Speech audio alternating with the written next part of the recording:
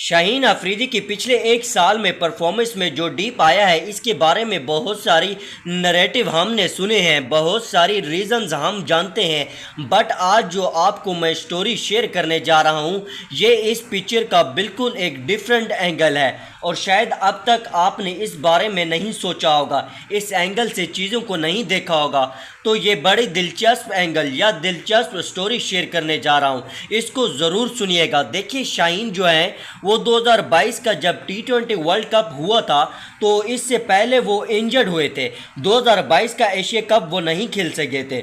तो इसके बाद शाहीन जब T20 वर्ल्ड कप में वापस आए थे, तो 2 साल तक शाहीन इंजरी के बायस टीम में नहीं थे। अब इस दौरान जो इन्होंने बॉलिंग की है, यानी इस इंजरी से पहले जो इन्होंने बॉलिंग की थी और जो इस इंजरी के बाद जो इन्होंने बॉलिंग की थी, इसमें अगर हम डिफरेंस देखें तो शाहीन इस इंजरी से पहले जो पहले 16 ओवर होते हैं T20 क्रिकेट के, 1 से लेकर 6 ओवर तक, इसकी इनमें 44% डिलीवरीज ऐसी होती थी जहां इनकी बॉलिंग की स्पीड 140 से ज़्यादा होती थी।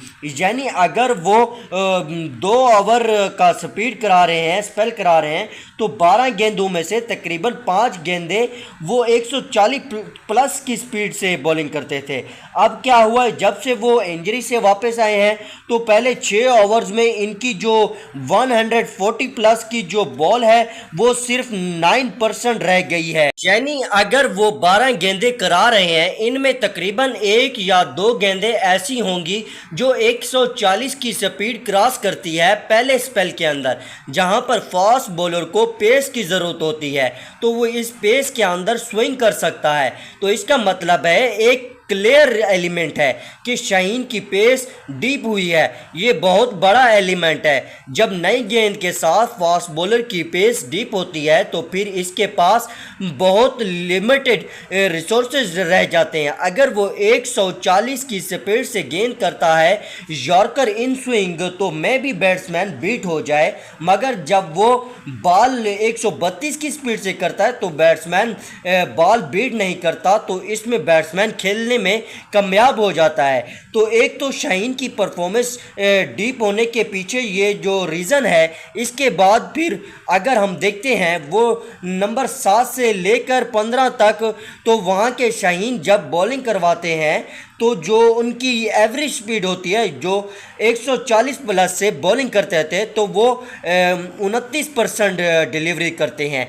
अब पिछले 1.5 साल से इन्होंने की है 11%। और फिर आखिरी जो 4 ओवर हैं जहां पर यॉर्कर करने होते हैं पेस के साथ, तो वहां पर भी 40% गेंदे 140 प्लस की स्पीड से करते थे।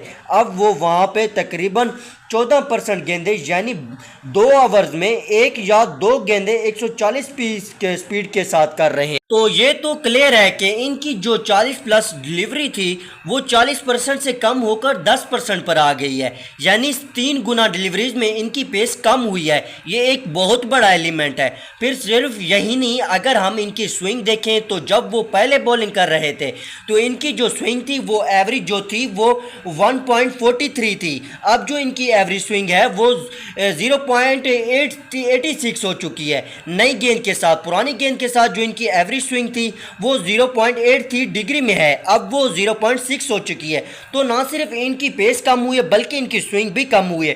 तो पेस भी कम हो जाए बॉलर की, स्विंग भी कम हो जाए बॉलर की, तो फिर इसकी बॉलिंग में क्या रह जाएगा। शाहीन अफरीदी चलता ही 2 चीज़ों की वजह से है, एक स्विंग की बेस पर और दूसरा पेस की बेस पर।